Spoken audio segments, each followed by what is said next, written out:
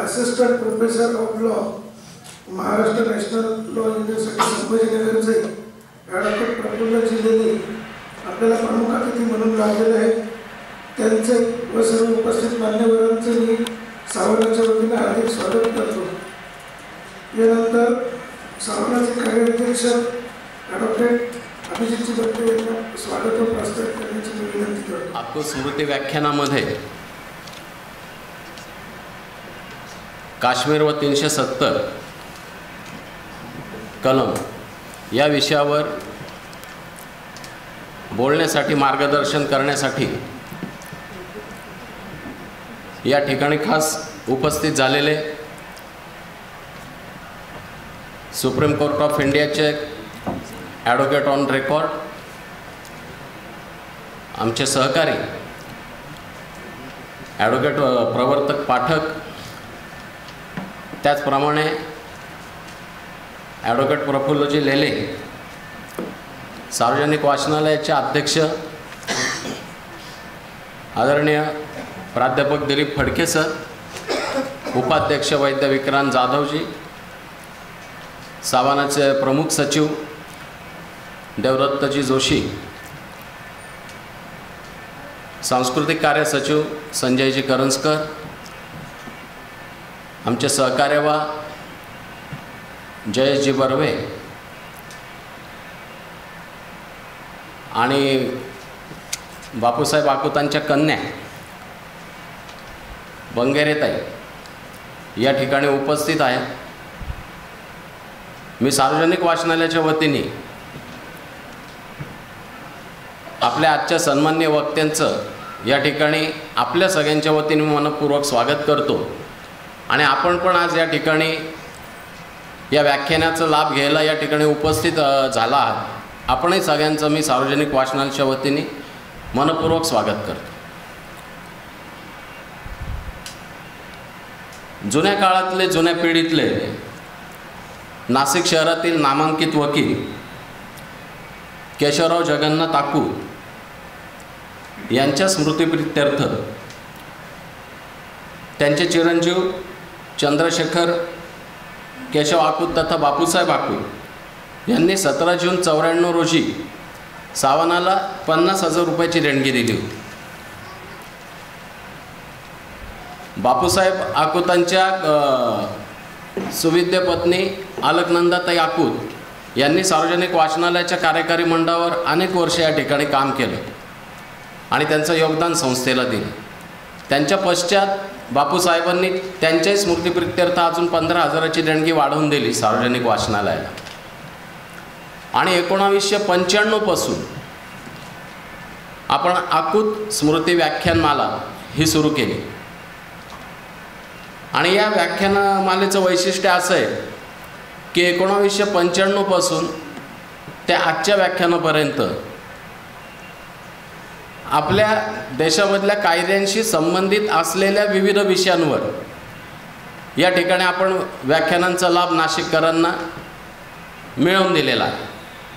त्याच्यात प्रामुख्याने सांगायचं झालं तर मुंबई उच्च न्यायालयाचे न्यायमूर्ती श्री यशवंतराव चंद्रचूड, वि. द. तुळजापूरकर, अजित शहा, माधवराव पेंडसे, न्यायमूर्ती बी. एन. श्रीकृष्णन, धनंजयराव चंद्रचूड जे आता सुप्रीम कोर्टाचे पण मुख्य न्यायमूर्ती आहेत, न्यायमूर्ती राजन कोचर, विशेष सरकारी वकील ॲडव्होकेट उज्ज्वल निकम, त्या व्यतिरिक्त डॉक्टर सुब्रमण्यम स्वामी आणि मागच्याच वर्षी 2022मध्ये आपण न्यायमूर्ती माधव जामदार साहेब यांचं व्याख्यान या ठिकाणी आयोजित केलेलं होतं.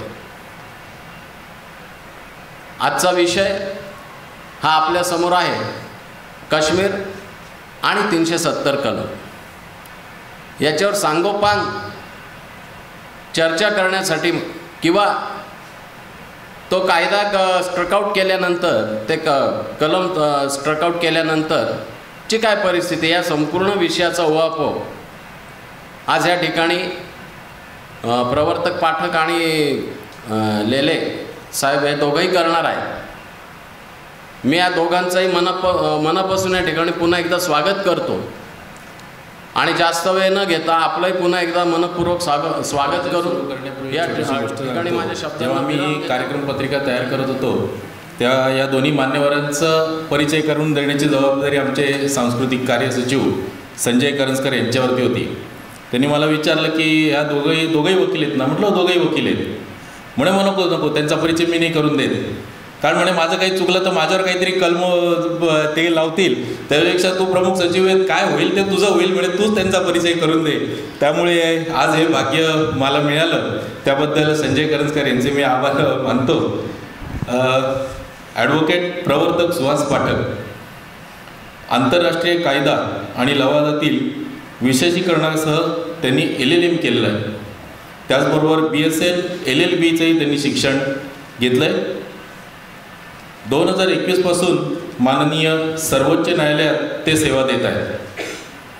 2009 ते 2020 पर्यंत माननीय मुंबई उच्च न्यायालयाचे अधिवक्ता म्हणून ते काम बघत होते. भारतीय सरकारचे वकील म्हणूनही त्यांनी काम केलं आहे. महाराष्ट्र राज्यासाठी पॅनल समुपदेशक तसेच गोंडवाना विद्यापीठासाठी पॅनल समुपदेशक म्हणूनही त्यांनी सेवा केली आहे. विविध क्षेत्रातील खटले चालविण्यात त्यांचा दांडगा अनुभव आहे.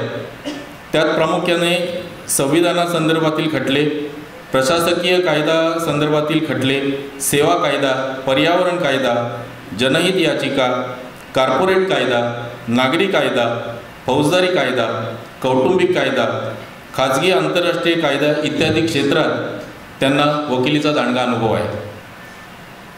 श्री पाठक साहेब यांनी काही महत्त्वाच्या खटल्यांमध्ये यशस्वी बाजू मांडल्यामुळे तो एक बेंचमार्क ठरला.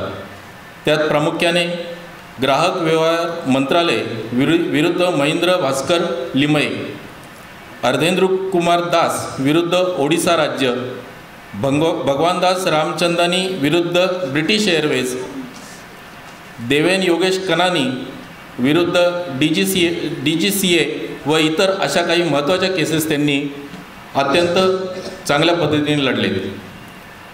डिसेंबर 2022 झालेल्या सर्वोच्च न्यायालयात ॲडव्होकेट ऑन रेकॉर्ड या परीक्षेत यशस्वीरित्या ते पात्र ठरले. महाराष्ट्र राज्याचे प्रतिनिधित्व करण्यासाठी 2020 सालासाठी भारतीय बार असोसिएशनच्या गव्हर्निंग काउन्सिलवर एकमताने त्यांची निवड झाली. दैनिक देशदूतचा अत्यंत नावाजलेला तेजस पुरस्कार त्यांना प्राप्त झाला आहे. 2015 ते 2017 या कालावधीत सोमय्या कॉलेज ऑफ सायन्सद्वारे आयोजित पर्यावरण व्यवस्थापन या विषयावरील डिप्लोमा अभ्यासक्रमासाठी मॉड्यूल कोऑर्डिनेटर म्हणून त्यांनी काम बघितलं आहे. विविध कायदेशीर विषयांवरील राष्ट्रीय स्तरांवरील चर्चासत्रांमध्ये त्यांचा सक्रिय सहभाग असतो. दैनिक मुंबई तरुण भारतमध्ये समान नागरी कायदा या विषयावरील लेख त्यांचा विशेष गाजला. तसेच दैनिक लोकसत्ता या वर्तमानपत्रातील घनकचरा व्यवस्थापनावरील त्यांचा लेख प्रसिद्ध आहे. तसेच वन्यजीव संरक्षणावरील त्यांचा लेख हा सर्वज्ञात आहे. दैनिक महाराष्ट्र टाइम्समधील पर्यावरण कायद्यावरील लेखही त्यांचा प्रसिद्ध आहे. असं एक उत्तुंग व्यक्तिमत्व आज सार्वजनिक वाचनालयाला आपल्याला मिळाले. मी परत एकदा सर्वांतर्फे त्यांचं हार्दिक स्वागत करतो. धन्यवाद.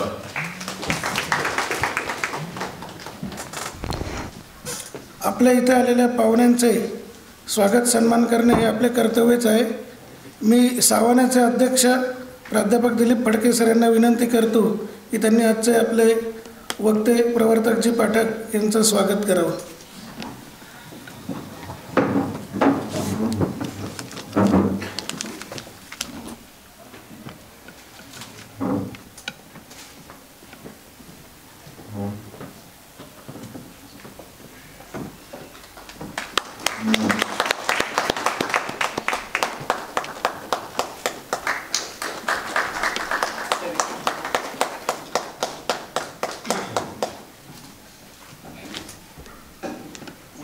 त्याचप्रमाणे आजचे आपले दुसरे वक्ते आणि प्रशासकीय कायद्यामध्ये प्रफुल्लजी लेले पदव्युत्तर पदवी प्राप्त केली आहे.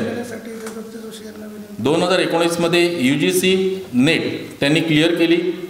ILS लॉ कॉलेज यासारख्या नामांकित संस्थांमध्ये त्यांनी काम केलं आहे.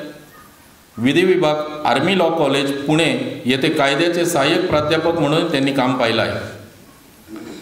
समवयस्क पुनरावलोकन केलेल्या नामांकित प्रकाशनांमध्ये त्यांचे विविध लेख प्रकाशित झालेले आहेत. राष्ट्रीय चर्चासत्र आणि परिषदांमध्ये त्यांनी शोध निबंध सादर केले आहेत.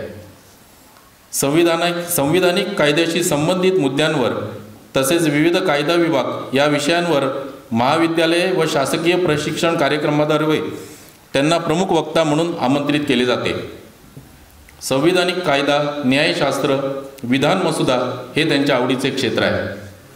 सध्या ते कायदेशीर सहाय्य कक्ष परीक्षा समिती, प्लेसमेंट आणि इंटर्नशिप सेल, सांस्कृतिक समिती, महाराष्ट्र राष्ट्रीय विधी विद्यापीठ, छत्रपती संभाजीनगर सेमिनार आणि परिषद समितीचे ते सदस्य म्हणून काम करत आहेत. या व्यतिरिक्त त्यांना रंगमंचावर वेगवेगळ्या भूमिका करण्याची आवड आहे.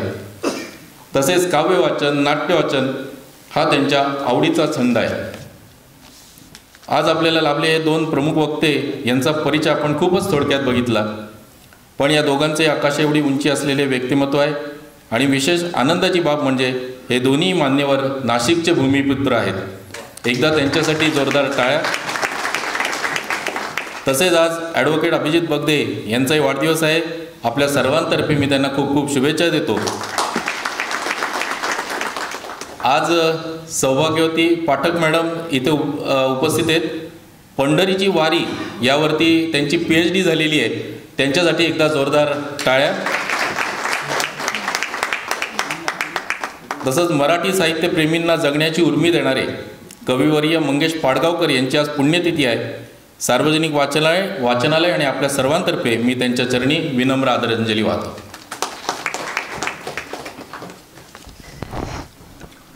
मी सावानाचे सांस्कृतिक कार्य सचिव संजय करंजकर यांना विनंती करतो की त्यांनी ॲडव्होकेट प्रफुल्ल लेले यांचा सत्कार करावा.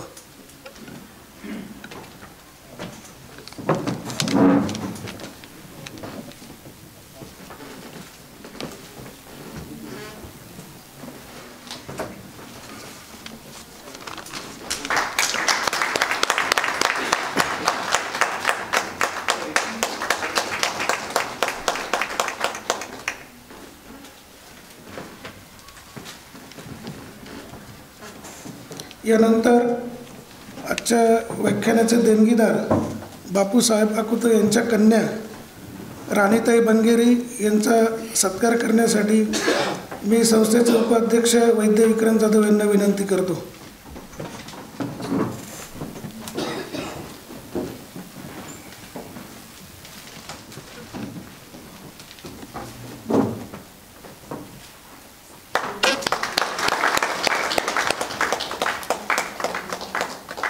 अत्यंत निर्लसपणाने काम करणं आणि आपल्या व्यवसायाशी अत्यंत प्रामाणिक राहणं हे त्यांचे गुण होते. त्यांचे चिरंजीव बापूसाहेब आकुत हे देखील नामांकित फौजदारी वकील होते, पोलीस प्रॉसिक्युटर होते.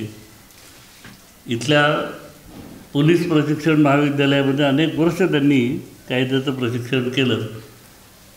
वाचनालयाशी, सेंट्रल हिंदू मिलिटरी एज्युकेशन सोसायटीशी त्यांचा खूप जवळचा संबंध होता. अलकनंदाताई इथे कार्यकारी मंडळामध्ये अनेक वर्ष होत्या आणि आकुतांचा कार्यक्रम हा आपल्या घरातला कार्यक्रम आहे अशी ती त्यावेळची पद्धत होती. मी खरंच शेवटी बोलायला पाहिजे, अध्यक्षाचं समारोपाचं भाषण असतं, मी ते करत नाही. कारण मुख्य डिश येण्या अगोदर काय असेल ते उरकून टाका, मग मुख्य डिश येईल. ती निवांतपणाने तुम्हाला त्याचा आस्वाद घेता यावा, त्याच्यानंतर कुठलाही व्यत्यय राहू नये म्हणून मी पहिल्यांदा 1-2 मिनटामध्ये काय बोलायचं असेल ते बोलून टाकतो. आजचा विषय खूप गंभीर स्वरूपाचा आहे. त्याला राजकीय किनार आहे, त्याला घटनात्मक किनार आहे आणि ही दोन्ही भारतीय राज्यघटनेतली तज्ज्ञ माणसं आहेत. नेमकं 370 काय किंवा त्याला जोडून असलेलं दुसरं जे कलम आहे 35A ते काय आहे ते कसं आलं, कशा करता आलं, त्याचा उपयोग काय होता त्या काळामध्ये, आणि ती रद्द करण्याची जी प्रक्रिया आहे ती प्रक्रिया नेमकी कायद्याच्या दृष्टीने कशी होती, सुप्रीम कोर्टाचा निकाल आला तो नेमका त्याचं इंटरप्रिटेशन काय, असे वेगवेगळे प्रश्न माझ्यासारख्या सर्वसाधारण माणसाला पडलेत. त्यातला राजकीय अभिनय बाजूला ठेवून निखळ कायद्याच्या दृष्टिकोनातून तुमच्याकडनं आम्हाला त्या विषयाची माहिती मिळेल अशी अपेक्षा आहे. तुम्ही आलात त्याबद्दल तुमचं ऋण व्यक्त करतो. असेच येत राहा. म्हणजे प्रफुल्लने इथे स्टेजवर बरीच कामं केली आहेत. आज तो वेगळ्या भूमिकेत तिथे कामात आहे, पण तुझी मूळची भूमिका ती आहे. तो विकास गरुड बसलेला आहे समोर विवेक, तो सांगेल की ही भूमिका तुझी खरी नाही, तुझी ती भूमिका खरी आहे. तर तुमचं दोघांचंही मनपूर्वक स्वागत करतो पुन्हा एकदा, आणि तुम्ही उत्तम पद्धतीने आम्हाला सगळा विषय समजावून सांगाल अशी इच्छा प्रदर्शित करून मी माझे 2 शब्द संपवतो. धन्यवाद. संस्थेचे सार्वजनिक वाचनालय नाशिकचे विद्यमान अध्यक्ष प्राध्यापक दिलीप फडके सर, त्यानंतर उपाध्यक्ष वैद्य विक्रांत जाधव, बांधवांनो, आज मला थोडंसं दडपण आहे. दडपण असण्याची 2 कारणं आहेत. एक म्हणजे आज मी ज्या व्यासपीठावरती उभा आहे त्यावरती एवढी मोठी मान्यवर मंडळी येऊन गेली आहे, त्यांच्यासमोर मी खरंच काजवा आहे. त्यामुळे मी न्याय देईन त्या अशी आशा व्यक्त करतो. त्यानंतर दुसरं कारण ते म्हणजे माझे शाळेतले शिक्षक आणि माझ्या महाविद्यालयीन शिक्षिका प्राध्यापक हे दोघंही आज माझ्यासमोर उपस्थित आहे. त्यामुळे खऱ्या अर्थाने मला थोडंसं दडपण आहे, पण मी जो शाळेत किंवा महाविद्यालयात द्वाडपणा करायचो तो मला वाटतं मी इथे स्टेजवरती करणार नाही, आणि बऱ्यापैकी आज मला दिलेल्या विषयाला मी न्याय देईल अशी आशा व्यक्त करतो. आज ही जी व्याख्यानमाला काकासाहेब आकूत यांच्या नावाने आपल्याला उपलब्ध करून दिलेली आहे आकूत कुटुंबियांनी, मला वाटतं त्याच्या पाठीमागे एक मोठा विचार असावा. ह्या व्याख्यानांच्या मागचं एक अत्यंत महत्त्वाचं कारण ते असतं ते म्हणजे की कायदा हा मुळात आपण सर्वसामान्य माणसं खूप क्लिष्ट समजतो, आणि ही कायद्यातली क्लिष्टता जोपर्यंत आपल्याला समजत नाही तोपर्यंत आपण अनेक विषयांबद्दल पूर्णतः अनभिज्ञ असतो. Ignorance of law is no excuse असं एक कायद्यामधलं मानक आहे, आणि हे मानक असल्यामुळे कायदा समजून घेणं, तो का समजून घ्यायचा तर आपल्या विचारांमधली प्रगल्भता वाढावी, आणि त्या जोडीने आपण एक सुजाण नागरिक म्हणून या समाजात वावरावं ही अपेक्षा असते. आणि म्हणूनच मला वाटतं आकूत कुटुंबियांचा ह्या पाठीमागचा एक मोठा विचार असावा की जो कायदा आहे तो कायदा सर्वसामान्यांना कळावा, सोप्या शब्दात समजावा आणि तो त्यांच्यापर्यंत पोहोचावा. म्हणून मी सर्वप्रथम आकूत कुटुंबियांचे आभार मानतो आणि थोडंसं विषयाकडे आता सरकतो.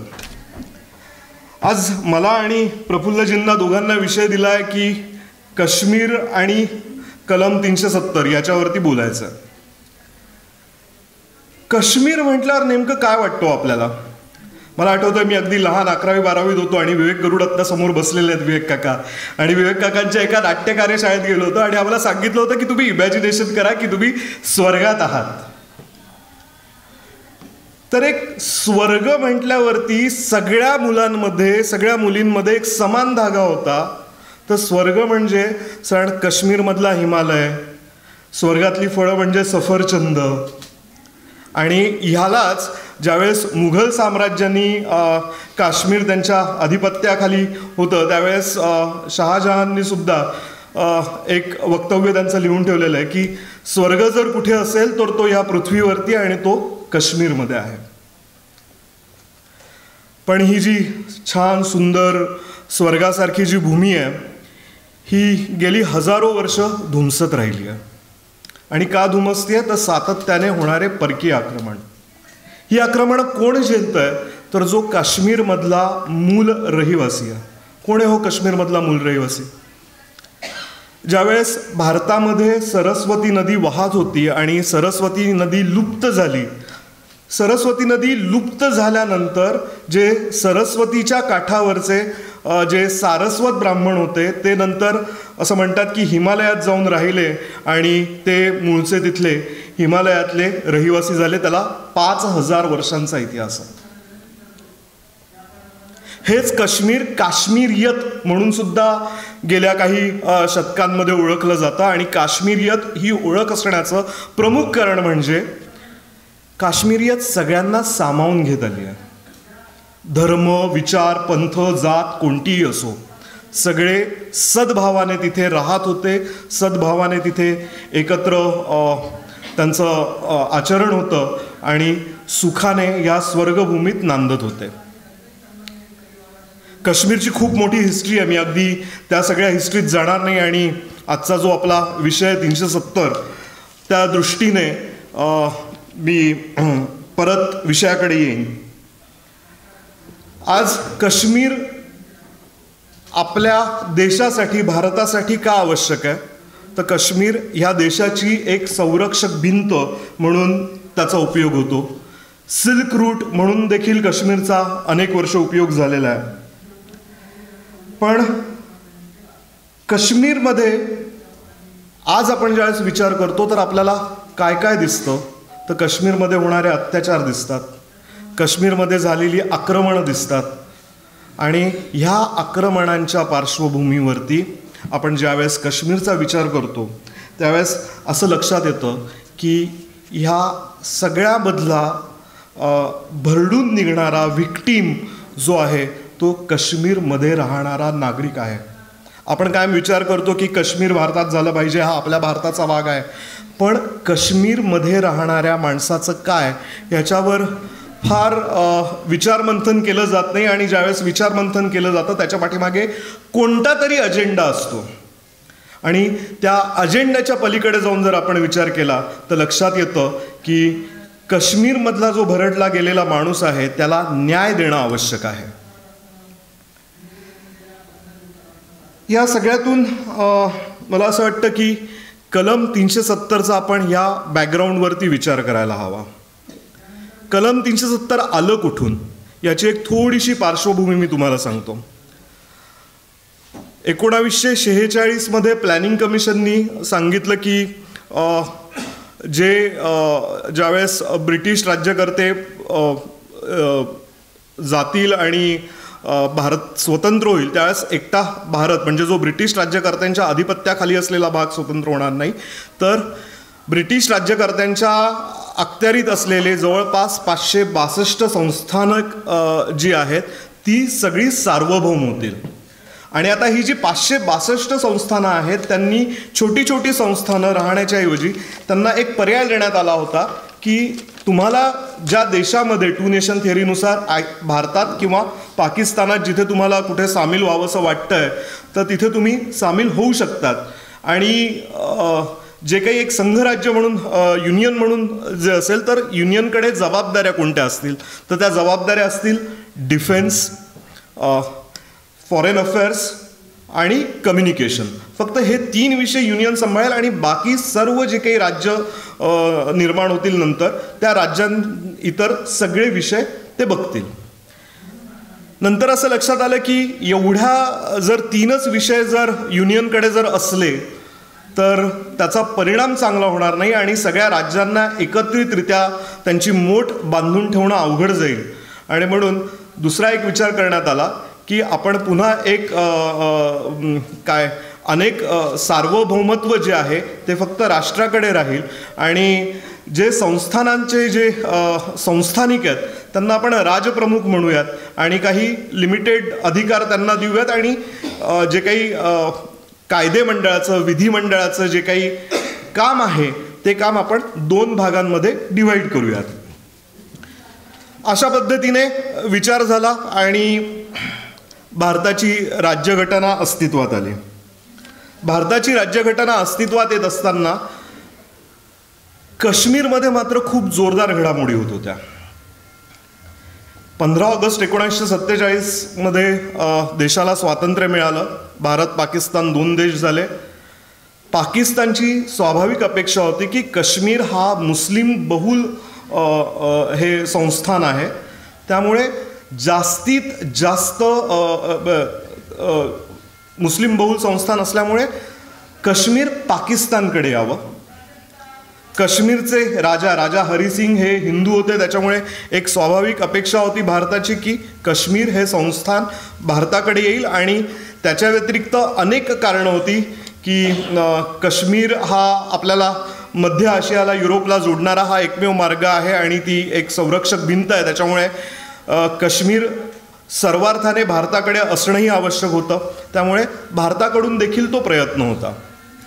ह्या पार्श्वभूमीवरती पाकिस्तानकडनं काही प्रमाणात आक्रमणं सुरू झाली, घुसखोरी सुरू झाली आणि याच्यामध्ये पाकिस्तान आणि राजा हरिसिंग यांच्यामध्ये एक जैसे थे करार झाला. आणि जैसे थे करार झाल्यानंतर देखील पाकिस्तानने त्यांची घुसखोरी खूप मोठ्या प्रमाणात चालू ठेवली.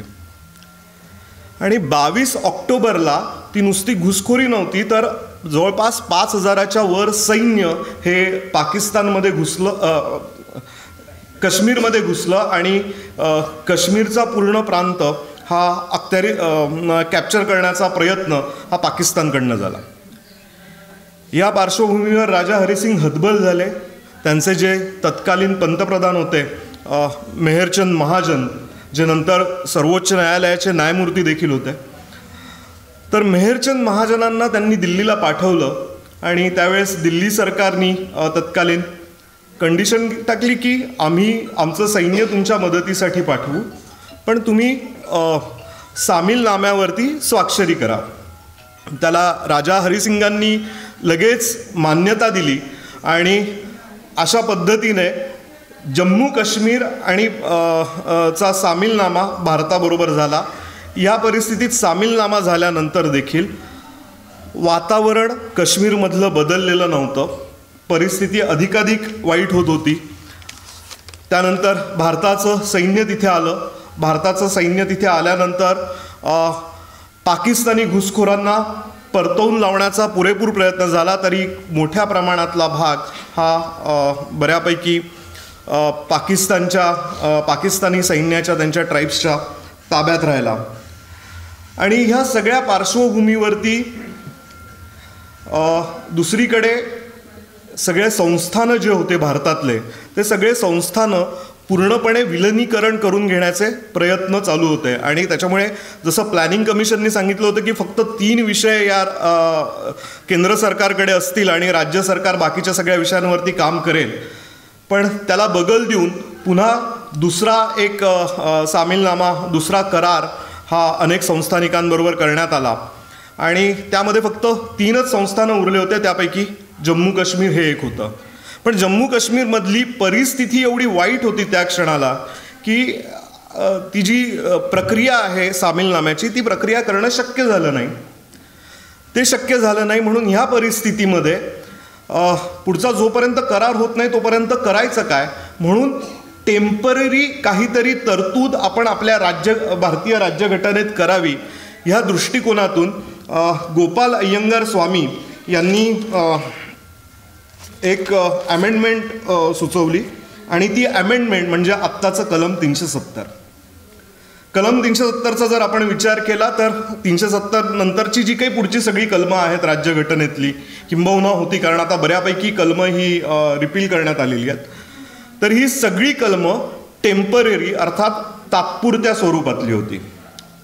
आणि त्यावेळेस अय्यंगार यांना प्रश्न विचारण्यात आला होता की तुम्ही हे 306 हे जे काही कलम तुम्ही सादर केलेलं आहे, त्याचा परिणाम असा आहे की बाकी इतर राज्यांबरोबरचे जे करार आहे किंवा इतर राज्यांचं जे स्टेटस आहे ते स्टेटस जम्मू काश्मीरला न मिळता त्यांना स्पेशल ट्रीटमेंट का, तर त्यावेळेस त्यांनी काही मुख्य कारणं दिली होती. आणि ती कारणं म्हणजे एकतर युद्ध सातत्याने काश्मीर भागात सुरू आहे, त्याच दरम्यान देश संयुक्त राष्ट्राच्या कचाट्यात देखील अडकला होता, कारण काश्मीरविषय पाकिस्तानने सिक्युरिटी काउन्सिलकडे हा इश्यू रेज केला होता. पाकिस्तानचे आणि त्यावेळेस अमेरिकेचे संबंध चांगले असल्यामुळे आणि अमेरिकेचा युनायटेड नेशनवरती जास्त प्रभाव असल्यामुळे सिक्युरिटी काउन्सिल, युनायटेड नेशन हे भारतावरती दबाव टाकत होते. अशा परिस्थितीमध्ये एकतर जम्मू आणि काश्मीर राज्याची घटना समिती अस्तित्वात येणं शक्य नव्हतं किंवा त्यांचं विधानसभा देखील अस्तित्वात येणं शक्य नव्हतं. आणि हे पुढे कधीतरी भविष्यात होईल हा विचार करून हे कलम 370 कायद्यामध्ये भारतीय राज्यघटनेमध्ये समाविष्ट करण्यात आला. आता ही जी होती ही इंटरी मॅनेजमेंट होती, ही टेम्पररी अरेंजमेंट होती. या सगळ्या याच्यामध्ये एक मुख्य माणूस होता, तो म्हणजे शेख अब्दुल्ला. कारण शेख अब्दुल्लांनी ज्यावेळेस हा सगळा विचार होता की राजा हरिसिंगनी कुठे जावं, भारतात जावं की पाकिस्तानमध्ये जावं की स्वतंत्र राहावं, यावेळेस शेख अब्दुल्लांनी असा विचार केला की जरी मुस्लिम बहुमूल असले, बहुमूल्य भाग असला, मुस्लिम बहुल भाग जरी असला, सॉरी कारण इंग्रजी आणि मराठी याच्यामध्ये थोडीशी गडबड होतं, पण त्यांनी हा विचार केला की काश्मीर मुस्लिम बहुल भाग जरी असला तरी पाकिस्तानबरोबर जाणं योग्य होणार नाही. याच्यासाठी त्यांनी काही कारणांचा, 2-3 कारणांचा विचार केला आणि त्यातलं एक प्रॅक्टिकल कारण असं होतं की पाकिस्तान हा त्या दृष्टीने इंडस्ट्री किंवा आर्थिक उन्नतीच्या दृष्टीने काहीसा पिछाडलेला भाग होता. त्याचं पाकिस्तानची निर्मिती ही नैसर्गिक नव्हती आणि भारत मात्र त्या दृष्टीने बऱ्यापैकी आपल्याकडे इंडस्ट्रियलायझेशन झालं होतं, इंडस्ट्रीज होत्या आणि काश्मीरसाठी एक मोठं मार्केट भारत हे उपलब्ध होतं. या सगळ्या प्रॅक्टिकल गोष्टींचा विचार करून त्यांनी असा निर्णय घेतला की आपण भारताबरोबर जावं. आणि या सगळ्या याच्यामध्ये राजा हरिसिंगांचे पंतप्रधान म्हणून नंतर त्यांनी काम बघितलं आणि घटना समितीचे, जम्मू आणि काश्मीरच्या घटना समितीचं देखील ते हिरिरीने तो विषय पार पाडत होते. दरम्यान 1953 ह्या शेख अब्दुल्ला यांना अटक करण्यात आली. त्यांच्याविरुद्ध ॲलिगेशन्स होते की ते इंटेलचे काही रिपोर्ट्स होते की ते पाकिस्तानी सरकारच्या सतत संपर्कात आहेत आणि त्यांनी वेगळा विचार देखील मांडायला सुरुवात केला होता की काश्मीर हे एक स्वतंत्र राष्ट्र व्हावं. या पार्श्वभूमीवरती त्यांच्या विरुद्ध आधी अविश्वासदर्शक ठराव मांडण्यात आला आणि अविश्वासदर्शक ठरावानंतर त्यांचा राजीनामा घेण्यात आला आणि नंतर त्यांना अटक झाली. ते अटकेत असताना कलम 370च्या रचनेमधनं काही कॉन्स्टिट्युशनल ऑर्डर्स पास करण्यात आला आणि त्यातली एक महत्त्वाची कॉन्स्टिट्युशनल ऑर्डर होती कॉन्स्टिट्युशनल ऑर्डर 48, ज्याच्यामध्ये सेक्शन 35A आला. आणि आपण सेक्शन 35A बहुचर्चित आहे, पण यातल्या आणखीन काही दुरुस्त्या करून घटनेतला काही भाग हा काश्मीरसाठी लागू करण्यात आला. आणि त्या दुरुस्त्यांमध्ये फंडामेंटल राईट्समधील आर्टिकल 15, त्याच्यानंतर आर्टिकल 19 आणि 22 पूर्णतः निष्प्रभ करण्यात आल्या. 15 तर पूर्ण रिझर्वेशनचा विषयच संपला, कारण 15 काढल्यामुळे काश्मीरचं जे काही विधानसभा होती ती हव्या त्या पद्धतीने कायदे करू शकत होती. त्याच्यामध्ये ते कोणालाही डिस्क्रिमिनेट करणं त्यांना सहज शक्य होतं. कलम 19 मधली जी त्यांनी कॉन्स्टिट्युशनल ऑर्डरनी जी काश्मीरसाठी जी अमेंडमेंट लागू केली ती म्हणजे रिझनेबल रिस्ट्रिक्शन, आपल्या फ्रीडम ऑफ स्पीचचे, फ्रीडम ऑफ एक्सप्रेशन किंवा अन्य बाकी जे काही फ्रीडम्स आर्टिकल 19 मध्ये दिलेले आहेत, या सगळ्यांचे जे काही रिझनेबल रिस्ट्रिक्शन्स या 19 मध्ये दिसतात त्याच्या व्यतिरिक्त रिझनेबल रिस्ट्रिक्शन्स काय असावे हे ठरवण्याचा अधिकार हा इथल्या घटना समितीने स्वतःकडे घेतला. त्यानंतर आर्टिकल 22चंही कारण तेच होतं की प्रिव्हेंटिव्ह डिटेन्शनसाठी कुठलाही कायदा नसावा, हव्या त्या व्यक्तीला अटक करण्यात यावी. या सर्व दृष्टीने अनेक मूलभूत अधिकार काढून घेतले. बरं, हे फक्त मूलभूत अधिकार काश्मीरी जनतेचे काढले का, तर त्याचं उत्तर नाही आहे. तर हे मूलभूत अधिकार भारत देशातल्या, भारतवर्षातल्या इतर नागरिकांचे देखील काढले. ते कसे, तर त्या आर्टिकल 35A जो अमेंडेड आर्टिकल 35A जो आला, तो 35A असं म्हणतो की त्याच्यामध्ये त्यांनी डिफाईन केलं की परमनंट रेसिडेंट, इथला कायमस्वरूपीचा जो रहिवासी आहे, या रहिवाशालाच काही अधिकार तिथे असतील. तर ते कोणते, की सरकारी नोकरीमध्ये कोण जाणार, जो परमनंट रेसिडेंट आहे त्यालाच सरकारी नोकरी करता येईल, जो परमनंट रेसिडेंट आहे त्यालाच तिथे जमीन विकत घेता येईल, आणि अशा स्वरूपाचे काही अधिकार हे 35A द्वारे फक्त आणि फक्त काश्मीरमधल्या नागरिकांना प्राप्त झाल्या, आणि बाकी देशभरातील इतर नागरिकांचे हे अधिकार काढून घेण्यात आले. तर हा प्रवास 370चा सातत्याने सुरू होता. आता आपण 370ची थोडीशी रचना समजून घेऊयात की नेमकं 370चं स्वरूप आहे कसं.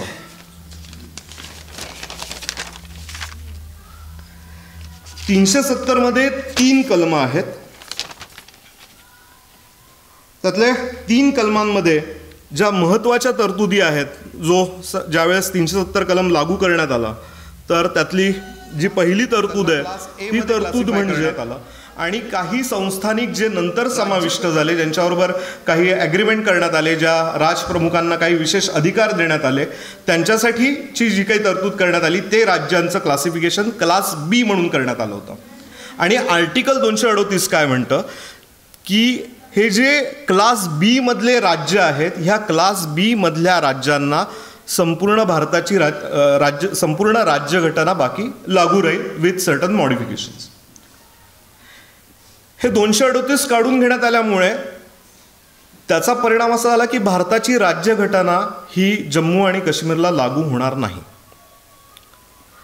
आणि फक्त आर्टिकल 1 म्हणजे की जम्मू आणि काश्मीर हा भारताचा अविभाज्य भाग आहे, आणि आर्टिकल 370 ज्याच्या अखत्यारीत हे सगळे निर्णय जम्मू काश्मीरबद्दलचे काय कायदे लागू करायचे आणि काय कायदे लागू करू नये याचे निर्णय घेतले जातात. यामध्ये आणखीन काही तरतुदी करण्यात आल्या 370 मधल्या. त्या तरतुदी अशा की जे सामीलनामा झाला होता, त्या सामीलनाम्यांमधले 3 विषय हे जम्मू आणि काश्मीरसाठी लागू करण्यात आले होते. तर ते 3 विषय मी पुन्हा रिपीट करतोय: डिफेन्स, फॉरेन अफेअर्स आणि कम्युनिकेशन. ह्या संदर्भातले जे काही कायदे केंद्र सरकारला करायचे आहे ते केंद्र सरकार यांच्या सहमतीने, कन्सल्टेशनने, सल्लामसलतीने त्या संदर्भातले कायदे करू शकतं. आणि ह्या 3 विषयांच्या व्यतिरिक्त अन्य कायदे जर काही करायचे असतील तर त्यासाठी जम्मू आणि काश्मीरच्या घटनात्मक समितीची आणि नंतर लेजिस्लेटिव्ह असेंब्लीची म्हणजे विधानसभेची मान्यता घेणं, हे संमती घेणं हे आवश्यक आहे. अशा पद्धतीच्या या तरतूद करण्यात आला. त्यामध्ये आणखीन महत्त्वाची तरतूद जी आजच्या ह्या सगळ्या विषयाशी निगडीत आहे ती म्हणजे कलम 370(3). 370(3) मध्ये अशी तरतूद करण्यात आली होती की राष्ट्रपतींना, भारताच्या राष्ट्रपतींना 370 पूर्णतः निप्रब करण्याचे आणि भारताची राज्यघटना जशी आहे तशी संपूर्ण स्वरूपात लागू करण्याचे, 370 ॲब्रोगेट करण्याचे पूर्णपणे अधिकार असतील. पण हे जे अधिकार आहेत हे जम्मू आणि काश्मीरच्या घटना समितीने, कॉन्स्टिट्युएंट असेंब्लीच्या रेकमेंडेशन शिवाय करता येणार नाही. आता पंचायत ही झाली की 1957 मध्ये 1956 साली राज्यघटना, जम्मू आणि काश्मीरची राज्यघटना अस्तित्वात आली आणि नंतर घटना समिती विसर्जित करण्यात आली. आता घटना समिती अस्तित्वात नाही तर तुम्ही संमती कोणाची घेणार? आणि त्यामुळे एक आर्ग्युमेंट असं होतं गेले अनेक वर्ष की ही जी तरतूद आहे ही तरतूद आता कायमस्वरूपीची झाली आहे, ही तात्पुरत्या स्वरूपाची राहिलेली नाही. ह्या सगळ्या पार्श्वभूमीवरती भारताची राज्यघटना जम्मू आणि काश्मीरला गेल्या 70 वर्षात लागू झालेली नव्हती.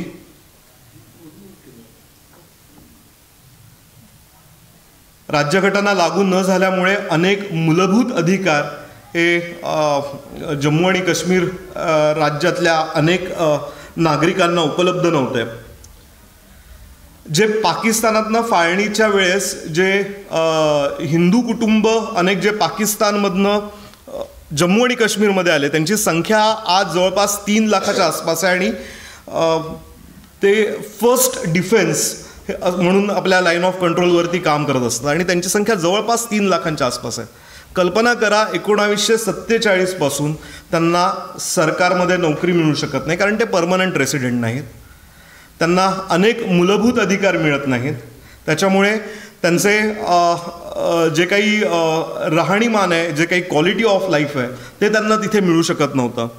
आणि ह्या पार्श्वभूमीवरती 370 काढावं असा प्रयत्न, रद्दबातल करावा असा प्रयत्न अगदी 1952 पासून, मी जर चुकत नसेल तर 1952 पासून सुरू झाला.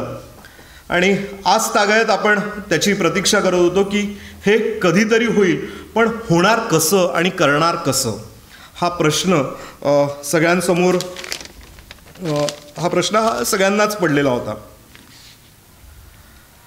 2006 ज्यावेळेस पीपल्स डेमोक्रेटिक पार्टीनी एक त्यांचा जाहीरनामा एक प्रसिद्ध केला होता 2006 साली. त्यावेळेस त्यांनी सेल्फ रूलची घोषणा दिली होती. अर्थात सेल्फ रूलच्या घोषणेमध्ये त्यांना हे अधोरेखित होतं की जम्मू आणि काश्मीर हा भारताचा अविभाज्य भाग असेल, पण गेल्या काही वर्षामध्ये जे काही भारतीय राज्यघटनेचे कलम 370च्या माध्यमातून भारतीय राज्यघटनेचे जे जे विषय, जे जे भाग जम्मू आणि काश्मीर राज्याला लागू करण्यात आले ते सगळे रद्दबातल करावे आणि पूर्णपणे स्वराज्य ची घोषणा देत त्यांनी त्या भागात काम सुरू केलं. 2013-14 साली एक मोठा महापूर येऊन गेला काश्मीरमध्ये. झेलमला महापूर आला होता आणि त्या दरम्यान काश्मीरचं खूप मोठ्या प्रमाणात नुकसान झालं. आणि मोदी सरकार नुकतंच सत्तेत आलं होतं आणि आत्ताच्या गव्हर्नमेंटनी तिकडे मोठ्या प्रमाणात मदत पाठवली. अर्थात हे कोणतंही सरकार असतं तर ते झालंच असतं, पण त्यावेळेस जी मदत पाठवली गेली त्याचा परिणाम काही राजकीय परिस्थितीमध्ये राजकीय परिस्थिती सुधारण्यात झाला आणि अल्टिमेट त्याची परिणिती ही PDP आणि पीपल्स डेमोक्रेटिक पार्टी आणि भाजप यांच्या एकत्र येण्याची त्याची परिणिती झाली. आणि ते एकत्र आल्यानंतर त्यांनी काही कॉमन अजेंडा, त्यांच्यामध्ये कॉमन मिनिमम प्रोग्राम ठरवला आणि त्याच्यामध्ये असं ठरवलं की कलम 370 आणि 35A धक्का लावायचा नाही आणि बाकी जी काही कामं करायची आहे ती कामं करा. सरकार चाललं होतं. 2015 हे सरकार निवडून आलं.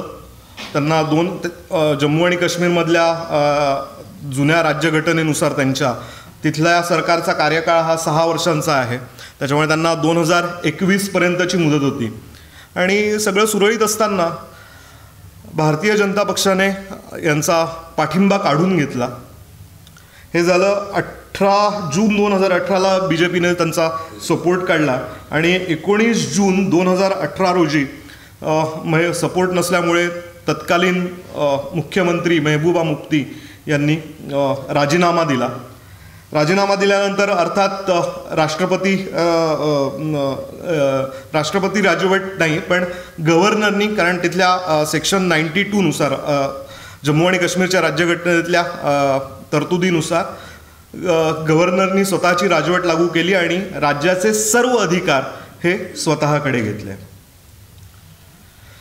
त्यानंतर जी काही तिथली विधानसभा होती ती विधानसभा साधारणपणे 21 नोव्हेंबर 2018ला विसर्जित झाली आणि 28 नोव्हेंबर 2018ला तिथल्या तत्कालीन गव्हर्नरनी राष्ट्रपतींकडे शिफारस केली की 356 भारतीय राज्यघटनेतल्या कलम 356 अंतर्गत तुम्ही राष्ट्रपती राजवट लागू करावी.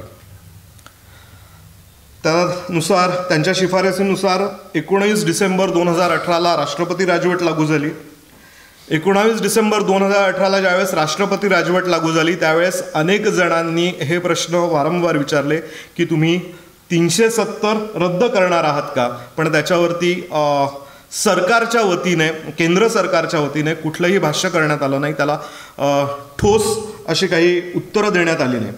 पण ही राष्ट्रपती राजवट लागू करताना त्यांनी एक महत्त्वाचं काम केलं. ते महत्त्वाचं काम म्हणजे राज्यघटनेतला कलम 3 मधला जो प्रोव्हायजो आहे तो त्यांनी जम्मू आणि काश्मीरसाठी निष्प्रभ ठरवला.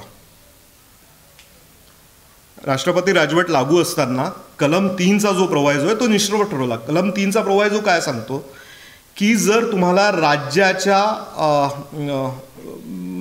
जागेमध्ये, राज्याच्या बाउंड्रीजमध्ये जर काही तुम्हाला बदल करायचे असतील तर ते बदल करण्यापूर्वी तुम्हाला त्या राज्याशी संमती घेणं, त्यांच्याशी कन्सल्ट करणं हे आवश्यक आहे. आणि हे आलं कुठनं तर हे अगदी ज्यावेळेस ब्रिटिशांचा जो कायदा होता ते अगदी 1917-18 पासूनची ही तरतूद आहे की तुम्ही आधी स्थानिक राज्यांशी बोला आणि स्थानिक राज्यांशी सल्लामसलत करून काय ती राज्याच्या रिऑर्गनायझेशनच्या संदर्भातले त्यांच्या बाउंड्रीज बदलण्याचे निर्णय घ्या.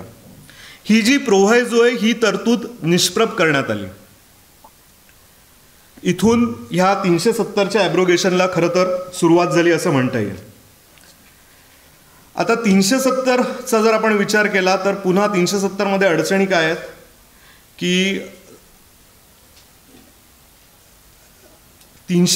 जम्मू आणि काश्मीरच्या संदर्भातले कुठलेही निर्णय जर घ्यायचे असतील तर जम्मू आणि काश्मीरच्या विधानसभेला त्यांची सहमती घेणं, त्यांच्याशी डिस्कस करणं, त्यांच्या संमतीने, त्यांच्या कन्सल्टेशननी काय ती कार्यवाही करणं आणि कायदे पारित करणं हे राष्ट्रपतींसाठी अत्यावश्यक आहे. राष्ट्रपती राजवट लागू झाल्यामुळे त्याचा परिणाम असा झाला की एकदा राष्ट्रपती राजवट लागू झाली की तो जो राष्ट्रपती राजवटीचा जो काही प्रस्ताव आहे, ते प्रोक्लेमेशन आहे, ते ॲप्रुव्हलसाठी राज्यसभेकडे आणि लोकसभेकडे पाठवलं जातं. त्याला राज्यसभेने आणि लोकसभेने मान्यता दिली. मान्यता दिल्यानंतर जे विधिमंडळाचे, विधानसभेचे जे राज्य सरकारच्या विधानसभेचे जे अधिकार आहेत हे सर्वस्वी अधिकार हे आपल्या पार्लमेंटकडे आले. पार्लमेंटकडे आल्यामुळे राष्ट्रपतींना किंवा गव्हर्नरना आता कन्सल्ट कोणाला करायचं होतं 370च्या अंतर्गत निर्णय घेण्यासाठी, तर त्यांना कन्सल्ट करायचं होतं विधानसभा. आणि जम्मू काश्मीरसाठीची विधानसभा ही होती आपली भारताची पार्लमेंट. आणि अशा पद्धतीने त्यांच्या कन्सल्टेशननी साधारण 5 ऑगस्ट रोजी 200 कॉन्स्टिट्युशनल ऑर्डर 272 पारित करण्यात आली. कॉन्स्टिट्युशनल ऑर्डर 272 मध्ये त्यांनी आर्टिकल 367 जो राज्यघटनेचे वेगवेगळे भागांचा अर्थ कसा लावावा या संदर्भातलं जे आर्टिकल आहे त्या आर्टिकलमध्ये त्यांनी काही अमेंडमेंट केली. आणि त्या अमेंडमेंटमध्ये त्यांनी असं म्हटलं की कलम 370 मधला जो कॉन्स्टिट्युएंट असेंब्लीचा जो उल्लेख आहे तो आपण तो आपण लेजिस्लेटिव्ह असेंब्ली म्हणून आपण त्याचा विचार करूयात. आणि अशा पद्धतीने ती जी शब्दांची जी रचना आहे आणि तो जो काही कन्फ्युजन होतं की 1957 पासूनचं की आता कॉन्स्टिट्युएंट असेंब्ली नाही आहे, तर कॉन्स्टिट्युएंट असेंब्ली नसताना रेकमेंडेशन कसं मिळणार आणि 370 कसं ॲब्रोगेट होणार हा प्रश्न जो काही आहे या प्रश्नाचं काही स्वरूपात ते उत्तर तिथे सरकारने शोधलं. आणि तो जो बदल झाला 367 मध्ये त्या बदलामुळे त्याच दिवशी त्या बदलामुळे दुसऱ्या दिवशी जे काही कॉन्स्टिट्युशनल ऑर्डर आली 273 त्या ऑर्डरद्वारे 370(3) नुसार विधानसभेच्या म्हणजे अर्थात पार्लमेंटच्या रेकमेंडेशन्सनुसार 370 जे आहे ते ॲब्रोगेट करण्यात आलं. त्याच जोडीने रिऑर्गनायझेशन जम्मू आणि काश्मीर रिऑर्गनायझेशन ॲक्ट देखील राज्यसभेत आणि लोकसभेत पारित करण्यात आला. अशा पद्धतीने हे 370 कलम जे आहे ते निष्प्रभ ठरवण्यात आला. ते निष्प्रभ ठरवल्यानंतर अर्थातच त्याच्यावरती वेगवेगळ्या प्रकारच्या प्रतिक्रिया उमटल्या, कारण त्याच्या पाठीमागे अनेक राजकीय कंगोरे आहेत आणि त्या राजकीय कंगोऱ्यात मी जात नाही, पण अनेक विविध मुद्द्यांवरती ही जी काही कारवाई केंद्र सरकारने केली, specially constitutional order 272, constitutional order 273 आणि रिऑर्गनायझेशन जम्मू आणि काश्मीर रिऑर्गनायझेशन बिल 2019 हे तिन्ही वेगवेगळ्या रिट पिटिशनच्या माध्यमातून हे उच्च न्यायालयात सर्वोच्च न्यायालयामध्ये त्याची कॉन्स्टिट्युशनॅलिटी चॅलेंज करण्यात आली. आणि त्यामध्ये काही जे महत्त्वाचे जे विषय मांडण्यात आले ते विषय असे होते पिटिशनरच्या वतीने की 370 ही मुळात कायमस्वरूपीची झालेली तरतूद आहे आणि जे काही राज्यघटनेमध्ये अमेंडमेंट करण्याचा जो सरकारचा जो अधिकार आहे हा 370मधून मिळत नाही, तर भारतीय राज्यघटना दुरुस्ती करण्यासाठी आर्टिकल 368 या माध्यमातूनच भारताची राज्यघटना दुरुस्त करता येऊ शकते. त्याच्यामुळे जी काही पूर्ण प्रोसिजर केंद्र सरकारने अवलंबली ही पूर्णतः बेकायदेशीर आहे आणि घटनाबाह्य आहे. आणि ह्या पार्श्वभूमीवरती अनेक याचिका सुप्रीम कोर्टात दाखल झाल्या, विविध मुद्द्यांवरती त्या चॅलेंज झाल्या. सर्वोच्च न्यायालयाने सगळ्यात महत्त्वाचं जे मत व्यक्त केलं होतं ते मत असं होतं की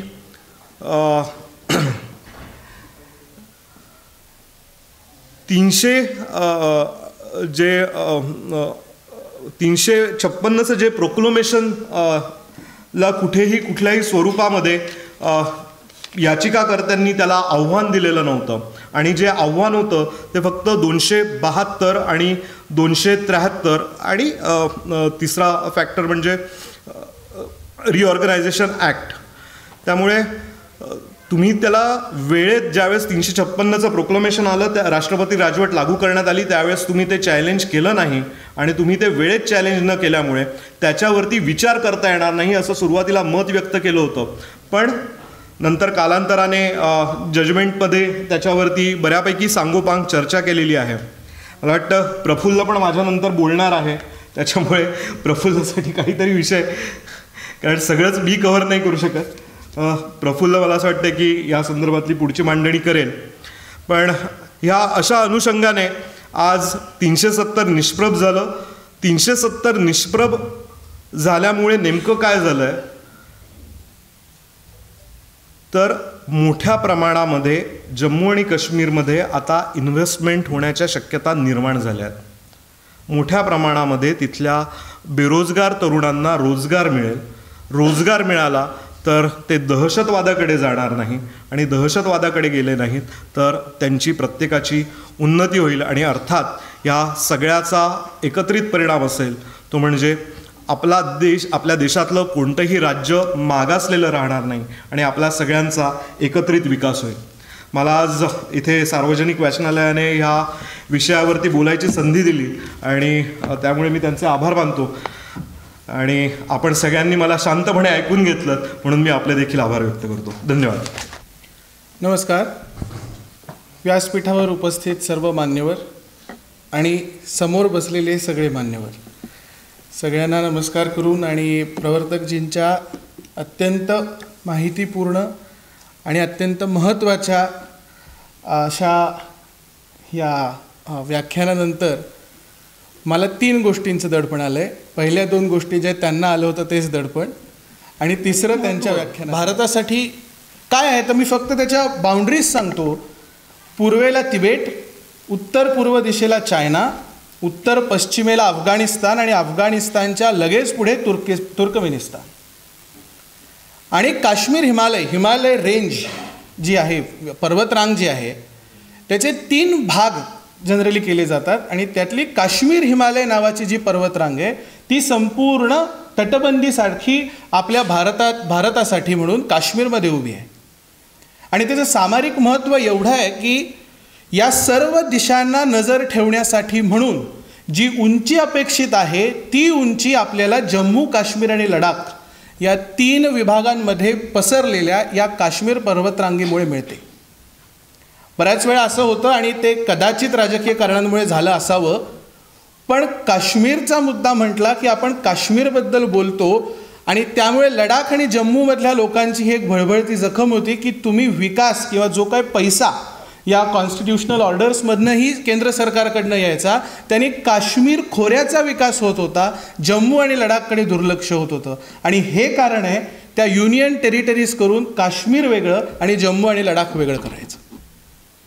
की कारण शेवटी संविधान, आणि सर म्हणाले, फडके सर म्हणाले की राजकीय भाष्य करायला आज आम्ही इथे उभे नाही होत, पण संविधानाचा विचार करत असताना संविधान हे फक्त एखादं सरकार कसं चालवावं किंवा इथली व्यवस्था कशी चालवावी अशासाठी तयार केलेलं एक दस्तऐवज नाही, तर त्याचे आर्थिक, सामाजिक आणि सांस्कृतिक संदर्भ तपासूनच संविधानाच्या पातळीवर एखादी गोष्ट संविधानिक आहे की नाही हे बघितलं जातं, किंवा किमान तशी अपेक्षा आहे. त्यामुळे जम्मू काश्मीर आणि लडाखबद्दल बोलत असताना जो कायदेशीरदृष्ट्या जो निर्णय घेण्यात आला त्याचे काही सामाजिक, आर्थिक आणि राजकीय संदर्भ आहेत आणि ते देणं मला महत्त्वाचं वाटतं. आणि म्हणून मी थोडासा मागे जाईन, स्वातंत्र्यपूर्व काळात जाईन आणि ज्या शेख अब्दुल्लांचा या ठिकाणी उल्लेख झाला त्यांच्याबद्दलही थोडंसं बोलेन. कारण काश्मीरमध्ये मुख्यत्वे राजा हरिसिंगांविरुद्ध जे एक प्रकारचं बंड झालं ते बंड करण्याचं नेतृत्व हे शेख अब्दुल्लांनी केलं होतं आणि त्यातून त्यांच्या पदरी ते पंतप्रधानपद पडलं होतं.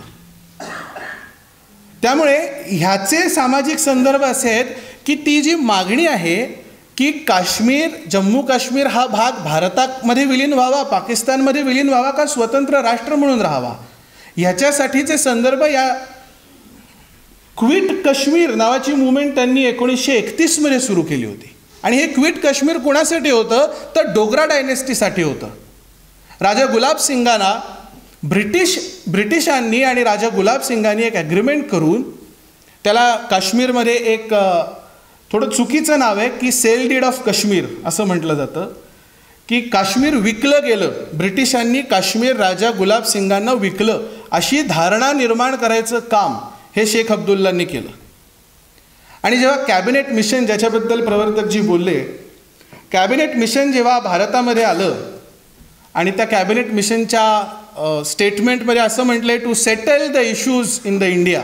कुठले प्रश्न नक्की सेटल करायला आले होते माहिती नाही, पण to settle the issues in India ते जेव्हा आले तेव्हा त्यांनी सगळ्या 562 संस्थानांशी चर्चा करून काय पद्धतीने भारत म्हणजे ब्रिटिश इंडिया आणि इतर संस्थानं ह्यांच्यामध्ये कशा पद्धतीने कायदेशीरदृष्ट्या काय आपल्याला मार्ग काढता येईल. कारण गव्हर्नमेंट ऑफ इंडिया ॲक्ट 1935 हा ऑलरेडी लागू करण्यात आलेला होता आणि त्याच्यामध्ये ब्रिटिश इंडियाला जरी तो लागू असला तरी काही तुरळक संस्थानांनी त्याच्यासाठी मान्यता दिली होती की भविष्यात जर सेल्फ रूल किंवा सेल्फ गव्हर्नन्स करायची वेळ आली तर हा गव्हर्नमेंट ऑफ इंडिया ॲक्ट 1935 आम्ही ॲडॉप्ट करू शकतो.